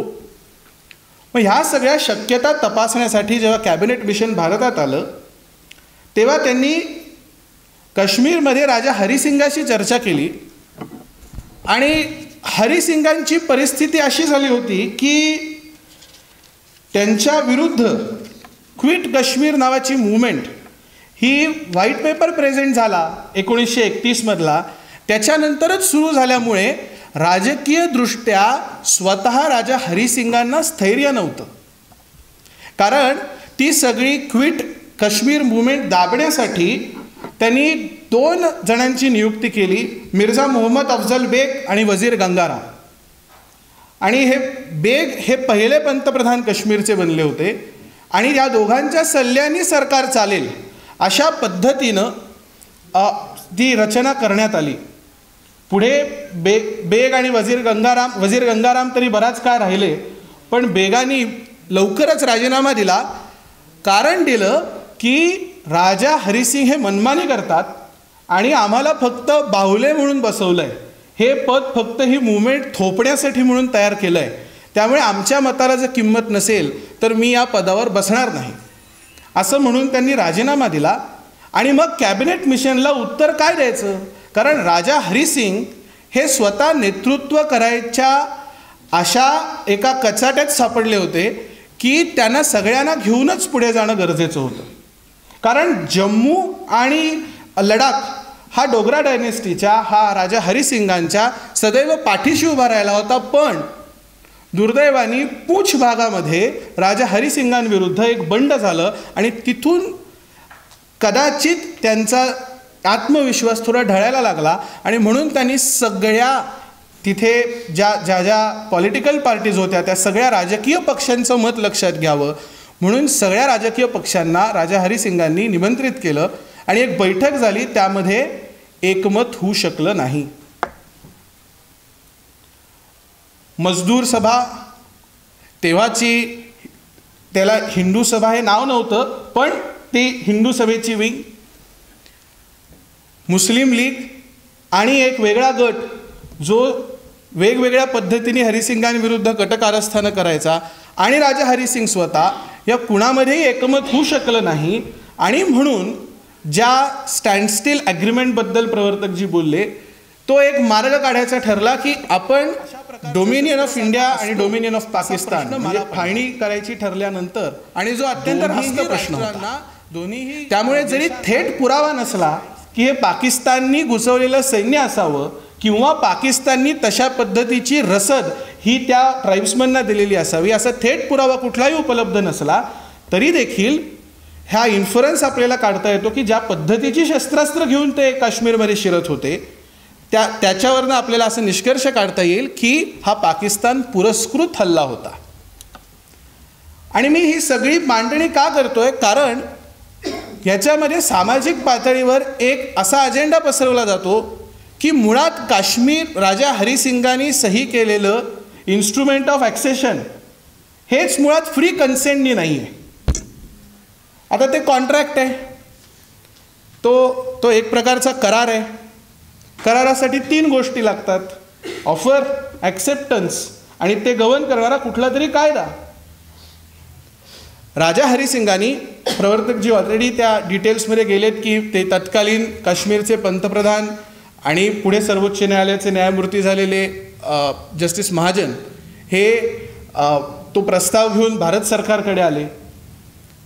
हा 26 ऑक्टोबर 1947चं हे पत्र आहे आणि ते पत्र फक्त इन्स्ट्रुमेंट ऑफ ॲक्सेशन असलेलं पत्र आहे आणि त्याच्यावर लॉर्ड माउंटबॅटननी सही केली आहे, I accept this instrument of accession 27 October 1947ला.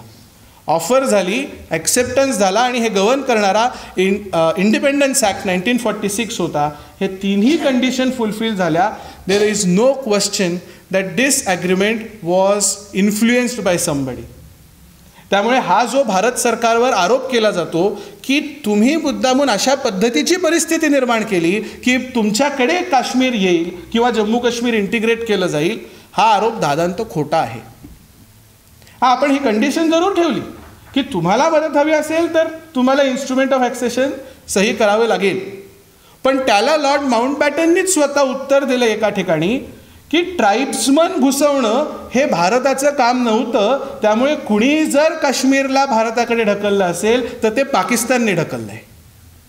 आणि हे कुठलाही भारतीय म्हणत नाही, हे लॉर्ड माउंटबॅटन म्हणतोय.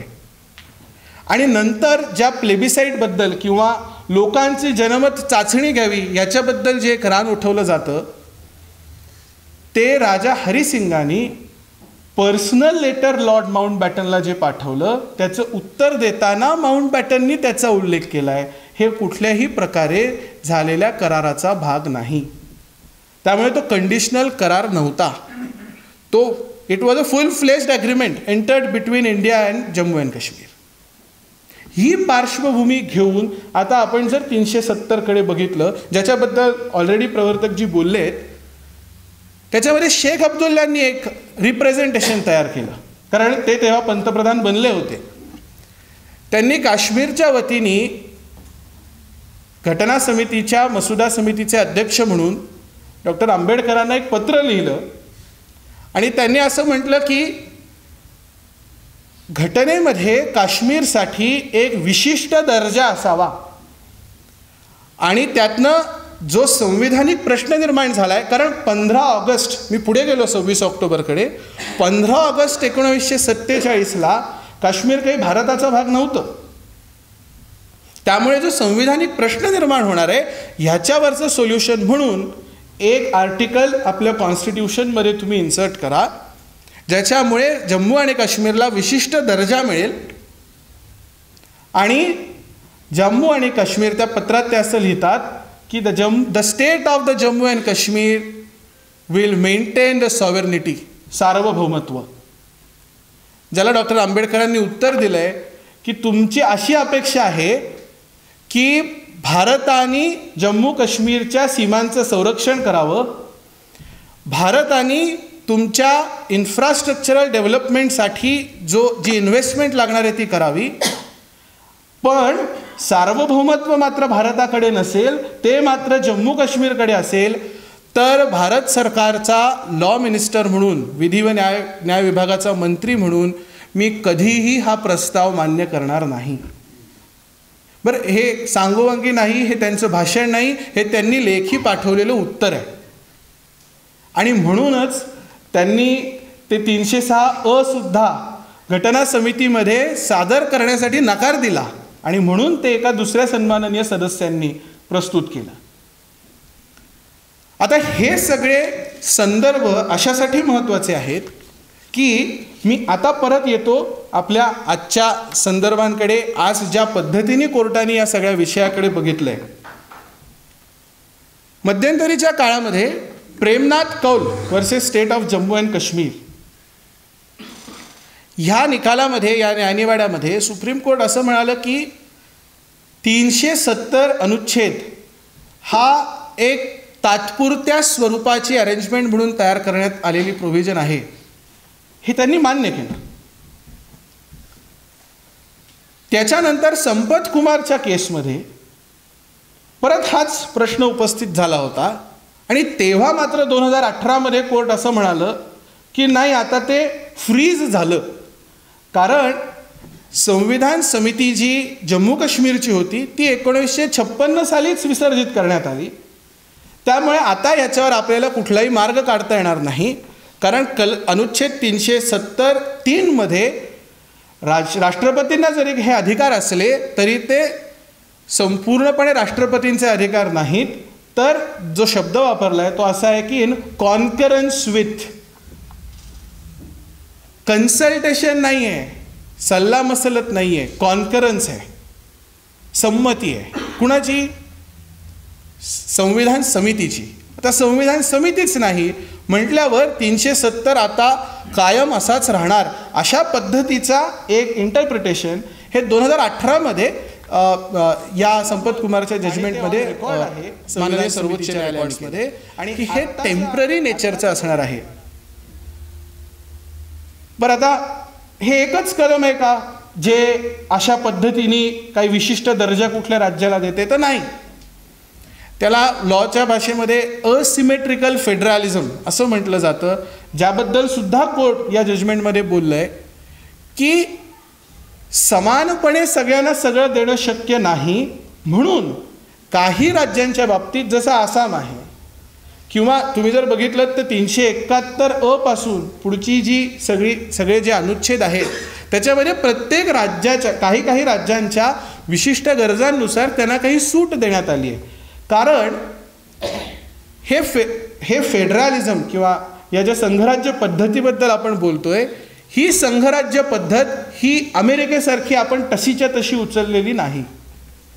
त्याच्यामध्ये बरेच बदल करून आपण आपल्या सामाजिक, आर्थिक आणि राजकीय संदर्भांनुसार त्याच्यामध्ये बदल करून ती पद्धत अवलंबलेली आहे.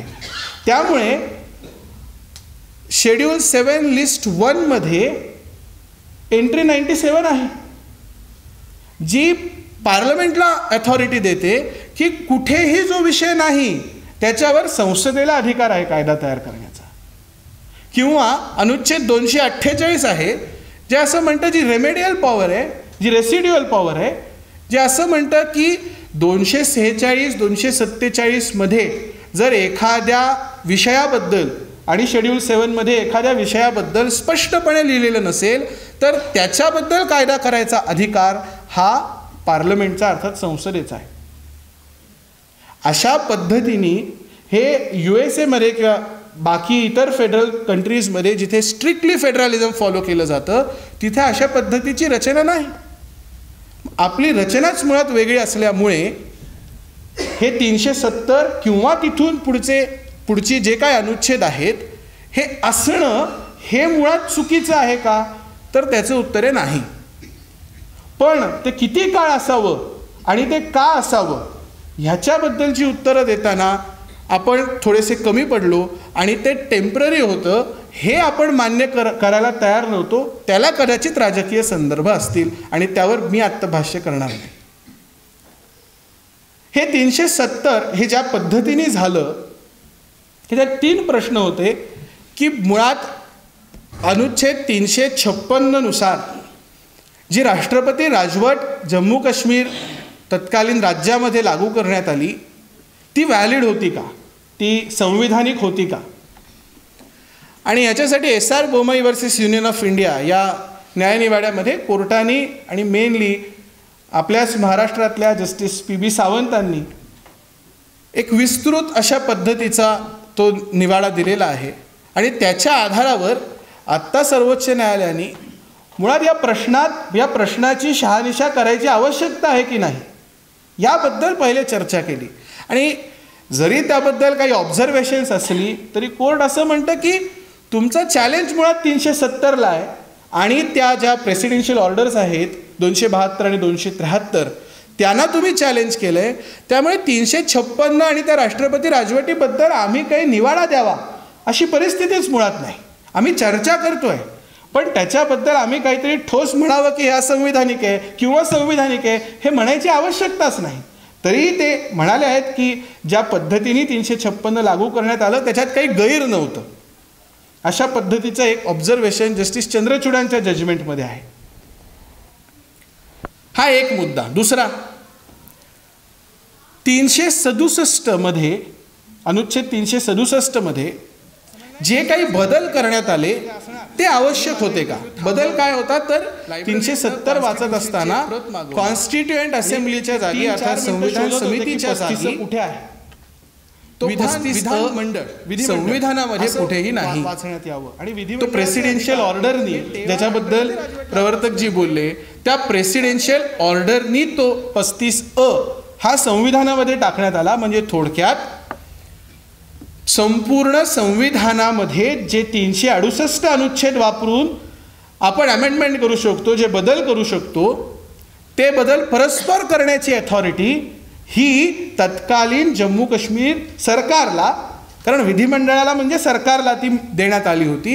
आणि तिथून ते 35A हा अनुच्छेद तिथे ठेवण्यात आला होता. आता या 35Aला पण एक थोडीशी ऐतिहासिक बॅकग्राऊंड आहे.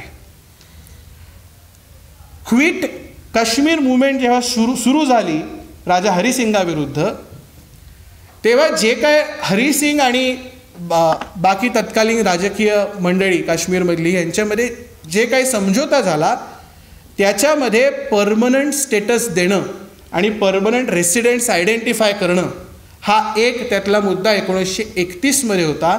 आणि हे अशा पद्धतीचं परमनंट स्टेटस किंवा अशा पद्धतीचे परमनंट रेसिडेन्स आयडेंटिफाय करणं हे 1931 मध्ये पहिल्यांदा जम्मू काश्मीरमध्ये झालं. त्यामुळे 35A आला तेव्हा परमनंट रेसिडेंट हा अचानक कुठून तरी उगवलेला भाग नाही, तर ते जम्मू काश्मीरमध्ये अस्तित्वात असलेली एक पद्धत जी खरं म्हणजे बदलायला हवी होती तिला इन्स्टिट्यूशनलाइज केलं गेलं. आणि मग नोकऱ्यांमधलं आरक्षण असेल आणि हे करण्यासाठी तुम्हाला भेदभाव करावा लागणार. इतर नागरिक आणि काश्मीरमधले परमनंट रेसिडेंट्स हे गैरसोयीचं होणार म्हणून अनुच्छेद 15 लागू करण्यात आला नाही. तर आता हे 35A कुठे गेलं. 35A गेलं कारण प्रेसिडेन्शियल ऑर्डर ज्या आत्ताच्या ज्या CO 272 जी आली त्याच्यामुळे संपूर्ण संविधान जसंच्या तसं या जम्मू काश्मीरला लागू करण्यात आलं. त्यामुळे आता परमनंट रेसिडेंट किंवा 35A हा मुद्दाच उरला नाही. कारण हे करत असताना आधीच्या असलेल्या सगळ्या प्रेसिडेन्शियल ऑर्डर्स म्हणजे ते 52ची ऑर्डर असेल 54ची ऑर्डर असेल 1971 साली कदाचित मला साल चुकत असेल पण गुलजारीलाल नंदा आपले गृहमंत्री होते आणि त्या प्रेसिडेन्शियल ऑर्डरबद्दल संसदेमध्ये चर्चा सुरू होती आणि ते असं म्हणाले की 370 काढण्याबद्दल तुम्ही मागणी का करता? खरं तर 370 ही पाईपलाईन आहे आपल्या इथून, त्यांनी वापरलेला हा शब्द आहे की ही पाईपलाईन आहे आपल्या इथून असलेल्या संविधानिक रसद काश्मीरला पुरवण्याची. आणि कुठेतरी कदाचित हा जो अप्रोच आहे ते टेक्निकली ते बरोबर होते की जर भारताचं संविधान हे जम्मू काश्मीरसाठी लागू करायचं असेल तर ते फक्त आणि फक्त 370 मार्फतच केलं जाऊ शकणार होतं. त्यामुळे अशा पद्धतीने आत्तासुद्धा भारताचं संपूर्ण संविधान 370 मार्फतच जम्मू काश्मीरला लागू करण्यात आलं आहे आणि ते तसं केलं आहे. म्हणूनच जेव्हा 370(1)(ड) आणि 370(3) ह्याच्याबद्दलच्या इंटरप्रिटेशनचा प्रश्न कोर्टासमोर आला तेव्हा कोर्ट म्हणालं की तुम्ही 370 म्हणजे एका वर्गात एका मुलाने मला विचारलं होतं, सर इतकं सोपं होतं 368 वापरायचं आणि 370 रिपील करून टाकायचं. पण ते रिपील करायची अथॉरिटीच पार्लमेंटकडे नाही तर ते रिपील कसं करणार? ती अथॉरिटी 370(3) मध्ये आहे.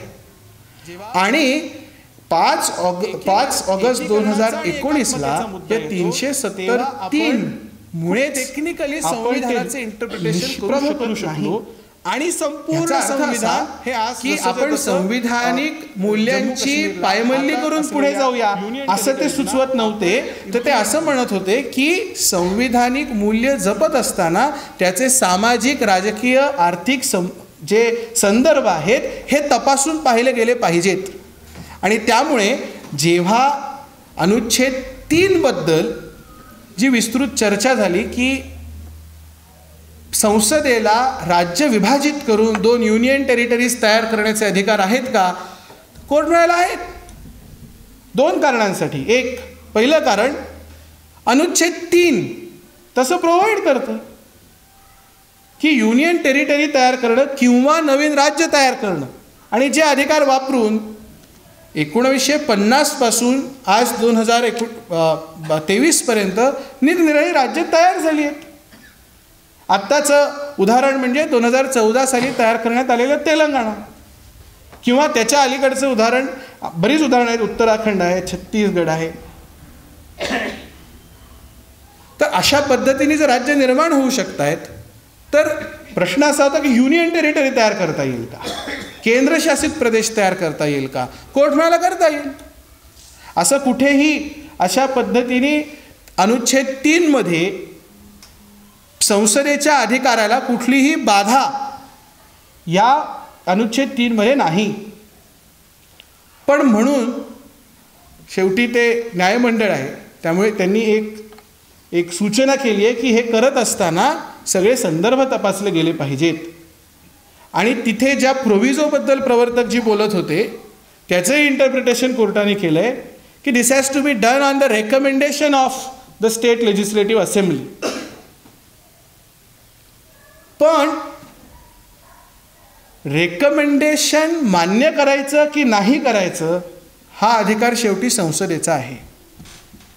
म्हणजे एखादा प्रस्ताव समजा विधिमंडळासमोर गेला, विधिमंडळाने रेकमेंड केलं की हे राज्याचं विभाजन करण्यात येऊ नये, तर संसदेने हे दिलेलं रेकमेंडेशन पाळावं किंवा नाही पाळावं याचे संपूर्ण अधिकार संसदेकडे आहेत असं जजमेंटमध्ये ऑब्झर्वेशन करण्यात आलं आहे.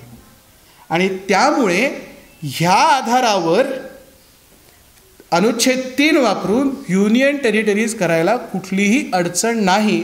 फक्त कोर्ट असं म्हणाले की या युनियन टेरिटरीज तयार करताना या तिथल्या विधिमंडळांसकट तयार करण्यात आल्या आहेत. आता केंद्रशासित प्रदेशांचं जे ॲडमिनिस्ट्रेशन असतं हे थेट केंद्र सरकारच्या अखत्यारीत येत असल्यामुळे तिथे इतर राज्यांसारखं किंवा इतर राज्यांप्रमाणे विधिमंडळच अस्तित्वात असेल असं नाही.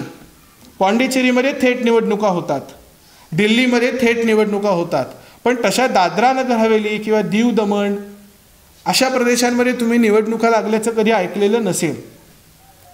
कारण ह्या केंद्रशासित प्रदेशांमध्ये एक निराळ्या पद्धतीने एक स्वतंत्र त्या संदर्भाचा कायदा तयार करून विधिमंडळांसकट केंद्रशासित प्रदेश अशी त्यांची रचना केली आहे. आणि त्याच सिमिलर लाईन्सवर जम्मू काश्मीर म्हणजे काश्मीर आणि जम्मू आणि लडाख ह्या विधिमंडळासकट असलेले केंद्रशासित प्रदेश आहेत. आणि कोर्टाने फक्त तो एक महत्त्वाचा मुद्दा या जजमेंटमध्ये अधोरेखित केला आहे की जर तुम्ही विधिमंडळ तयार केलं आहे तर जितक्या लवकर शक्य होतील, ते डायरेक्शन आहे 31 जानेवारी अशी तारीख त्यांनी दिली आहे की ह्याच्या आधी तिथे निवडणुका घेण्यासंदर्भात निर्णय घ्या. बरं, हे सगळं सहज मान्य झालं का हो? तर प्रवर्तक जी अधिक चांगल्या पद्धतीने खरं तर ते सांगू शकतील की केंद्र सरकारने जे ॲफिडेव्हिट कोर्टात सादर केलं आहे की जम्मू काश्मीरचं विभाजन करत असताना आम्ही संसदेलाही सांगितलं आहे, आम्ही आता ॲफिडेव्हिट करून कोर्टालाही सांगतोय की या केंद्रशासित प्रदेशांना तिथे नॉर्मलन्सी अटेन झाली की पूर्ण राज्याचा दर्जा आम्ही बहाल करू. हे ॲफिडेव्हिट, हे दाखल करण्यात आलेलं ॲफिडेव्हिट हा अनुच्छेद 3 मधल्या संसदेचे अधिकार वापरायच्या लेजिटिमायझेशनसाठीचा बेस आहे. आणि त्यामुळे हे आता अर्थात न्यायनिवाडा आल्यानंतर त्याच्यावर काही बाजूनी टीका झाली, काही बाजूनी त्याचं स्वागत झालं. आपण त्याच्याकडे प्युअरली अकॅडमिक इंटरेस्टने जर बघितलं तर असं लक्षात येईल की गेल्या विस्तृत चर्चा दशकात सर्वोच्च न्यायालयाने या संविधानिक इंटरप्रिटेशन संदर्भातलं हा याचे उत्तम नमुना आहे. जसं प्रवर्तकजी म्हणाले की हे सगळं करण्यामागे 67 मध्ये नुसतं काहीतरी राजकीय अभिनिवेश आहे का किंवा असावा का, जसंच्या तसं असताना सुद्धा तुम्ही, तर मला ते तसं वाटत नाही. कारण जर देश आणि राष्ट्र या दोन संकल्पना वेगळ्या आहेत आणि मी सायखेडकर मॅडम समोर याबद्दल काही बोलणार नाही, पण देशाच्या निर्मितीसाठी ज्या पद्धतीची इन्व्हेस्टमेंट गरजेची आहे, ज्या पद्धतीच्या पायाभूत सुविधा निर्माण करणं गरजेचं आहे आणि त्यासाठी लागणारी जी संविधानिक बैठक आहे ती या 370 निष्प्रभ केल्यामुळे आपल्याला मिळाली. आणि आज परमनंट रेसिडेंट नसलेला माणूससुद्धा तिथे जाऊन जमीन खरेदी करू शकतो, इंडस्ट्री सुरू करू शकतो. अर्थात गुलजारीलाल नंदांनी फक्त संविधान तिथे लागू करण्यासाठी ज्या पाईपलाईनचा उल्लेख केला, कदाचित त्यांनी जर हा विचार केला असता की हे निष्प्रभ केल्यावर एक मोठी पाईपलाईन तयार होईल आणि ज्याच्यामधनं सगळ्या पायाभूत सुविधा जम्मू काश्मीरमध्ये आपल्याला पुरवता येतील, तर तेव्हाच ते चित्र वेगळं दिसलं असतं. ह्या पायाभूत सुविधांसाठी 1, 2 त्याचं सामरिक महत्त्व, म्हणजे ज्याच्याबद्दल प्रवर्तकजी बोलले की युरोपला जर इतर पूर्व भागाशी जोडायचं असेल किंवा पूर्व आशियाशी जोडायचं असेल तर सगळ्यात जवळून जाणारा जो मार्ग आहे तो जम्मू काश्मीरमधनं जातो. आणि आपली स्वतःची सुरक्षा तुम्ही जर बघितलं तर अरुणाचलच्या पलीकडे चायनामध्ये आत्ता धरणं बांधायचं काम जोरात चालू आहे आणि याचा परिणाम हा भारतावर होणार आहे.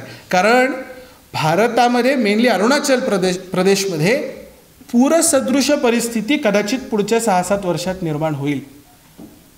जर अशा पद्धतीच्या कारवायांवर आपल्याला नजर ठेवायची असेल तर जम्मू काश्मीर आणि काश्मीर हिमालय, ही काश्मीर हिमालय हे त्याचं टेक्निकल नाव आहे, ही पर्वतरांग ही भारतासाठी अत्यंत महत्त्वाची आहे. आणि म्हणून 370 निष्प्रभ करून त्याला मी कायम वर्गात म्हणतो की जम्मू काश्मीर देशामध्ये कंप्लीट इंटिग्रेशन 27 ऑक्टोबर 1947लाच झालं, पण त्याचं कॉन्स्टिट्युशनल इंटिग्रेशन हे 5 ऑगस्ट 2019ला झालं आणि जे अत्यंत गरजेचं होतं. कारण आता आपण भविष्याबद्दल थोडासा विचार करूया. जेव्हा त्या केंद्रशासित प्रदेशामध्ये उद्या विधिमंडळ अस्तित्वात येईल तेव्हा त्या विधिमंडळाला लिस्ट 2 अप्लाय झालेली असेल आणि त्या पर्टिक्युलर स्टेटसाठी लागणारे सगळे कायदे करायचे अधिकार हे त्या विधिमंडळाला असतील.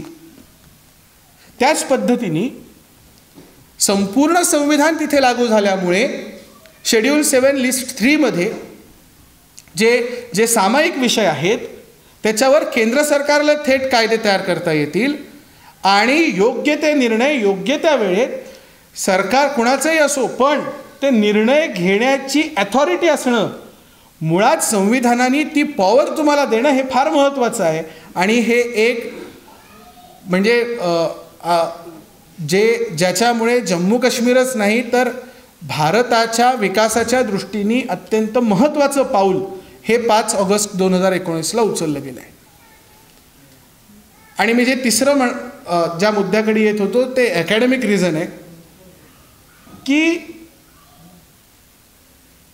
एखाद्या प्रदेशामध्ये डेमोक्रेसीचा उदय कसा होऊ शकतो याचं उत्तम उदाहरण म्हणजे जम्मू काश्मीर आहे.